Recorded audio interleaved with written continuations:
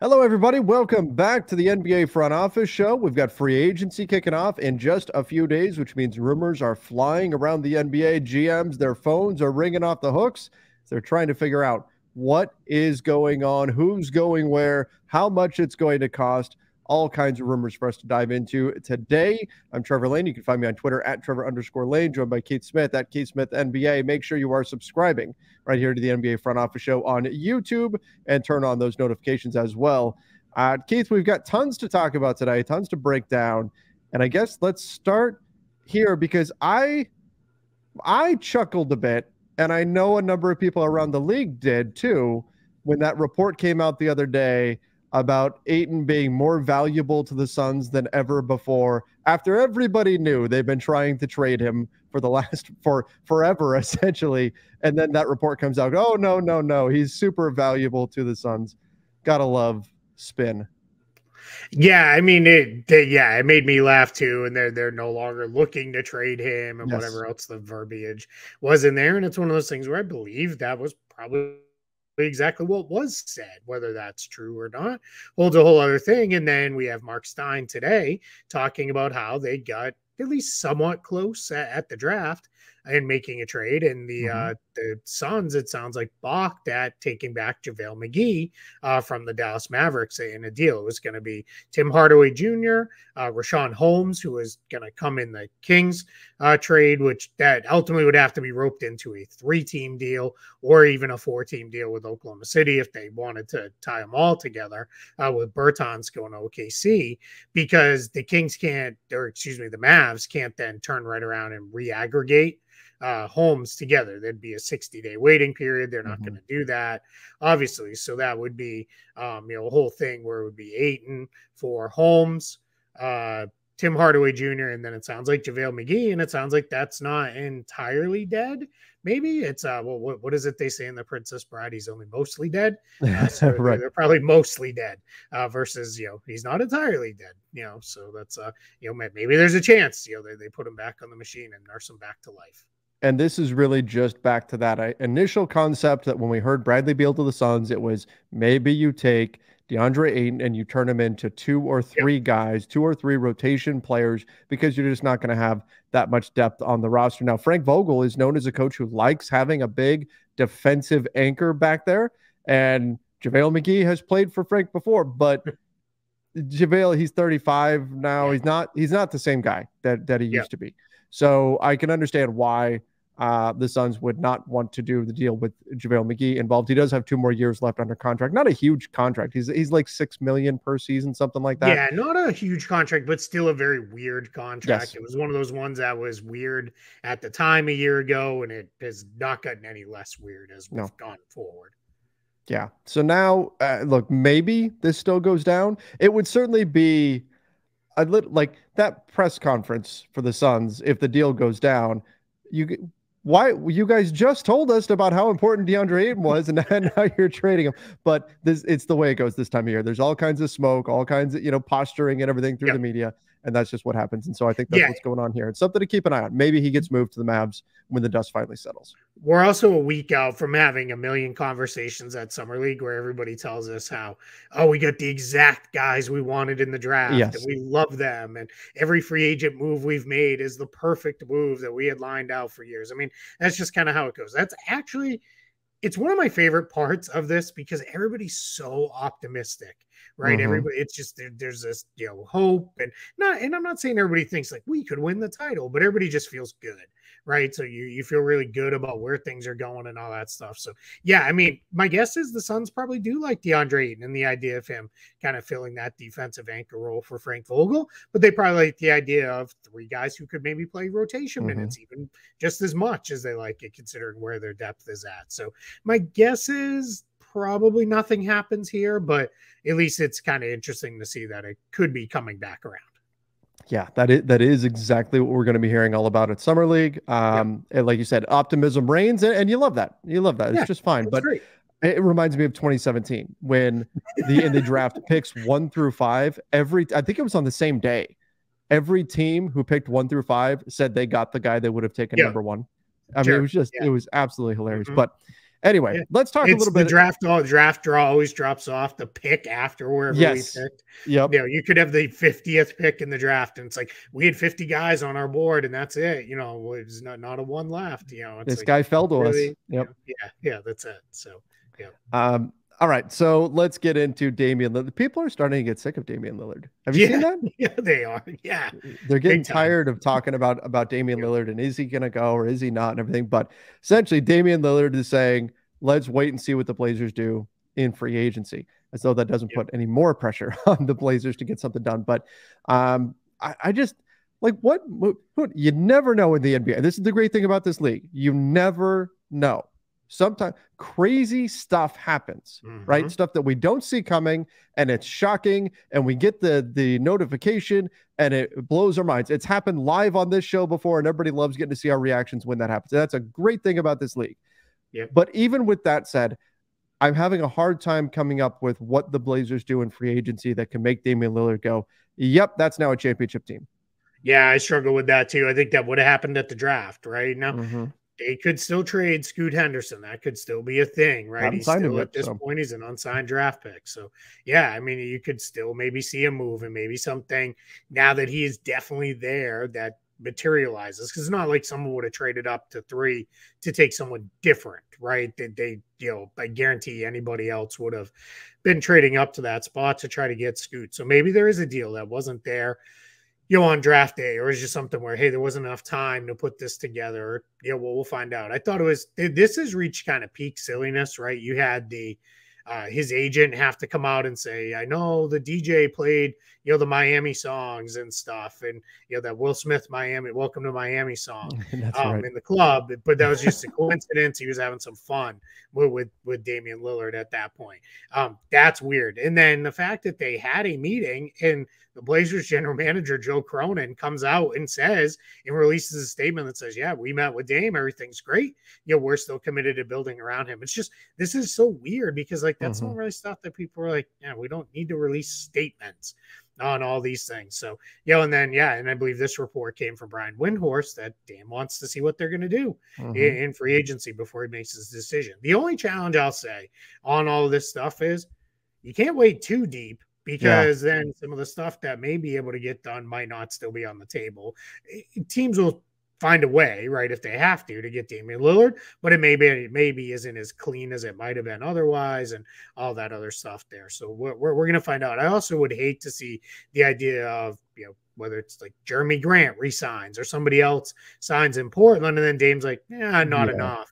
I'm going to go, right? So there's probably going to be a lot of conversations had where it's like, hey, dude, if I sign on, are you going to then turn around and be like, I don't want to be here? Because I probably would rather be somewhere else. So, yeah, it's going to be kind of fun to watch it play out. But I get how people are getting, you know, exasperated. One thing, I thought Zach Lowe did a really kind of mini rant on this on his podcast, but he was right. I also don't like the people who are like, Dame owes, you know, blah, blah, blah decision, and the Blazers need to decide. No, they don't. They can do whatever they want to do. It's up to them, right? We're just paying attention to it is all. Yeah, that's it. This is going to be year 12 for them. So I don't have any problem if they, you know, drag it out, because this should be a difficult thing to figure out, right? And I know Zach went on with, you know, maybe everybody keeps saying nobody wants to be the bad guy, and he doesn't necessarily agree with that. I don't know about that part of it, but yeah, I mean, they don't have to rush in any kind of decision just to placate, you know, all the rest of us. There are real roster concerns, like I mentioned, that could dictate a timeline here, but we're going to see where this goes. Keith, you're going to have to jog my memory here, because you mentioned Damian Lillard, and what if, you know, Jeremy Grant re-signs and they make a bunch of moves and then he goes, oh, never mind, I'm out. And like Jeremy Grant re-signed to play with Damian Lillard. Wasn't Elton Brand involved in something like that way back in the day? I don't remember the details. What happened? Cool. I don't remember either now. I can't remember. Was it still with the Clippers maybe? Or did he go back to the Clippers after something else fell apart? I mean, everybody knows the famous one is DeAndre Jordan because of all the silliness that went along with that. And that's why, you know, the moratorium can remain still a fun thing in a way, where guys can agree to a deal and it takes a week before it can actually execute those deals. But yeah, there was something with Elton Brand. I do remember that. And I remember it really kind of screwed things up a little bit. So I'll look it up and then we can come back to it because I know we're a little pressed for time today. Yeah. Okay. All right. Kyle Kuzma to the Kings. Now, Keith, stay with me here. So Kyle Kuzma was essentially a king. It was all but done. He was going to be sent for Buddy Hield from the Lakers. Then the Lakers went, no, let's just screw up the next year and a half and let's go trade for Russell Westbrook instead. That sounds like a better idea. But he was going to go to the Sacramento Kings, and now he might actually land with the Sacramento Kings. So does that make Kyle Kuzma the once and future king? Oh, man. I like it. Well done, that's right. Yeah. That's right. Yeah, that's a King Arthur joke for everybody at home. Like that, or you could go with, is this the return of the king, right? The king who never took his crown, right? With a little Aragorn in there. Kyle Kuzma's probably like, yes, I am all of those things, please, and more, right? I mean, this one, it makes a lot of sense, right? He would fill a definite need there. Man, the scoring firepower that team would have. With De'Aaron Fox, Kevin Huerter, Kyle Kuzma, Keegan Murray, Domantas Sabonis. Sabonis might never need to shoot. He might be able to just play point guard for them, kind of. Not that Fox is obviously the point guard, but you know what I mean. He could just be a top of the key distributor, living his best life, picking out passes to these guys. So it makes a lot of sense. We'll see. There's also reports that they may use a chunk of this newly created cap flexibility to renegotiate and extend Sabonis. So the Kings got something cooking.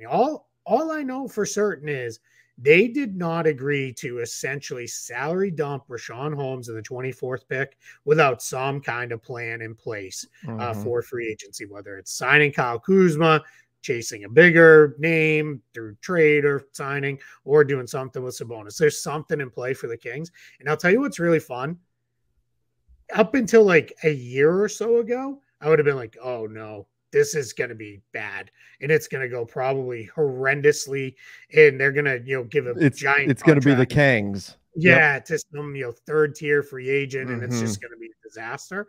I trust them now. I trust that they're probably going to make a really good, smart decision on this. So I'm very excited to watch this one. My guess is whatever this is happens quickly, right around the start of free agency, because it's probably been lined up already.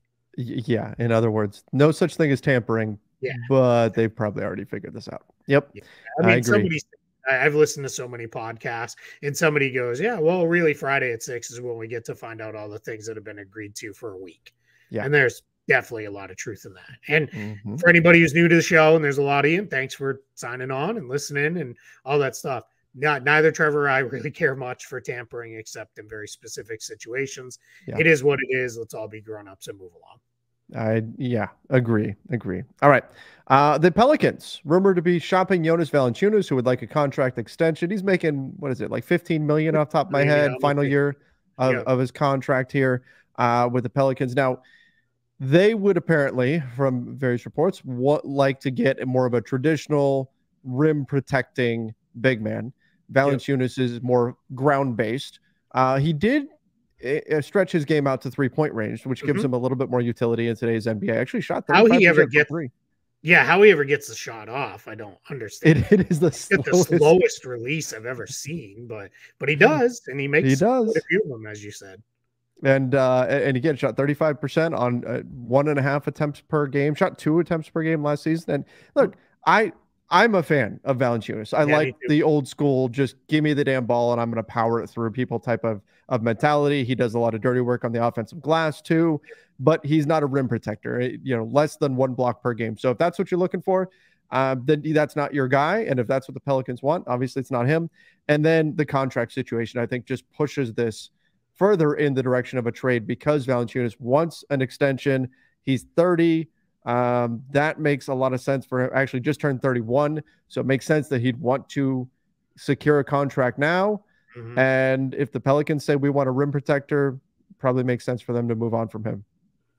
Yeah, I think the fit is just a little weird with him and Zion. You can obviously make it work because both of those guys can step out and shoot, but you're talking about two guys that want to operate a lot in the same spaces there. And then, as you mentioned with the contract stuff, I mean, that team's got a lot of money locked up and a lot of guys, and they've got some other key free agents to take care of too coming up here in the next year or so. So that's another piece where it gets just a little messy. One of the teams mentioned, which I think would be fantastic, is maybe the Spurs, and that would be the idea of that either that becomes a 3-team trade where the Pelicans get something back, or that's just, hey, we're straight moving them off, and then that frees up the full mid-level for us, and then they could chase that, you know, more kind of rim protecting, rebounding, defensive minded center. Because I agree with it. I don't think New Orleans really needs another offensive minded guy. As long as they're not a complete zero, as long as they can at least finish around the rim, you're probably okay there. And then you can play your small lineups and have Larry Nance step out and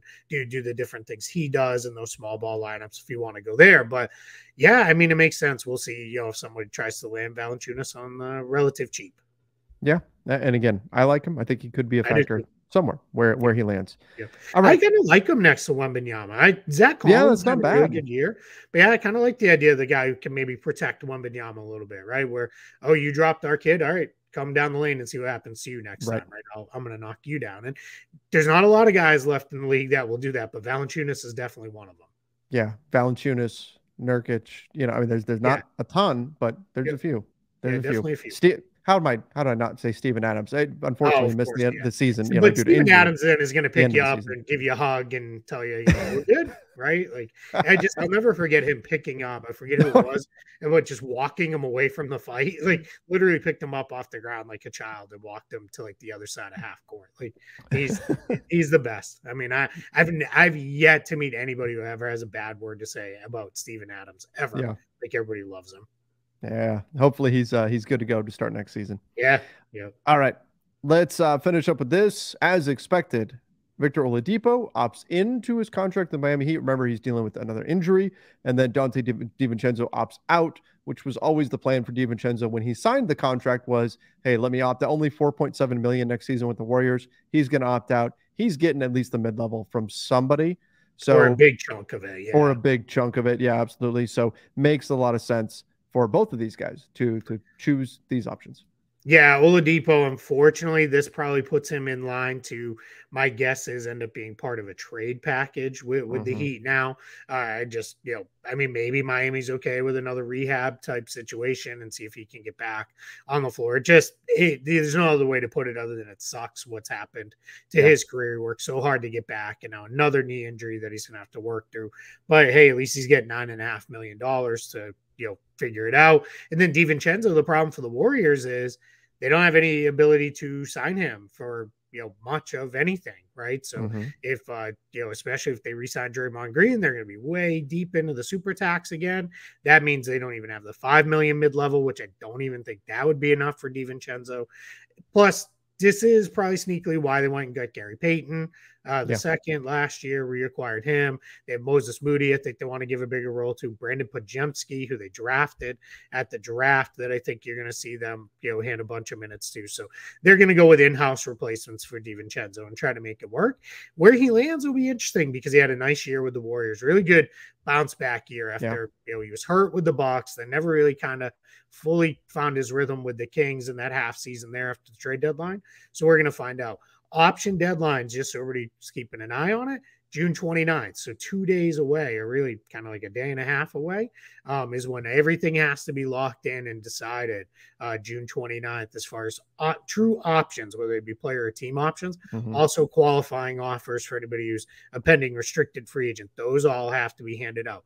Contract guarantees, some are coming up, tomorrow, the 28th, some the 29th, but those can stretch all the way into, the early days of July and into mid-July. I just put a piece up on Spot Track today where I went through and predicted all of the contract guarantees that had a trigger date by the end of July.